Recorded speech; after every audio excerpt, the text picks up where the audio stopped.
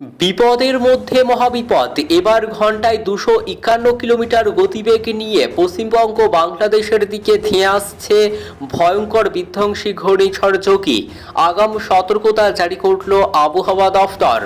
তো কবে কখন কোন উপকূলে আছড়ে পড়বে এই ভয়ঙ্কর বিধ্বংসী ঘূর্ণিঝড় যোগী এবং উপকূলে আছড়ে পড়ার সময় এই ঘূর্ণিঝড় যোগীর সর্বোচ্চ গতিবেগ ঘন্টায় কত কিলোমিটার হতে পারে, এছাড়াও এই ঘূর্ণিঝড়ের কতটা প্রভাব কোন কোন এলাকাগুলিতে পড়বে, কোন কোন এলাকাগুলিতে রয়েছে কতটা ক্ষয়ক্ষতির আশঙ্কা, কি বলছে আবহাওয়া দফতরের পূর্বাভাস, বিস্তারিত জানিয়ে দেব ভিডিওতে। সঙ্গে থাকুন।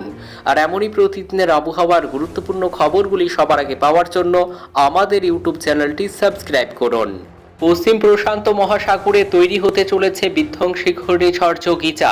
ক্যাটাগরি 4 মাত্রার শক্তিশালী টাইফুন হিসেবে অবহিত হতে পারে। এই ঘূর্ণিঝড়টির গতি হতে পারে ঘন্টায় 209 থেকে 251 কিমি প্রতি ঘন্টা, যা বাংলাদেশ এবং উত্তর পূর্ব বঙ্গোপসাগরের দিকে অগ্রসর হতে পারে।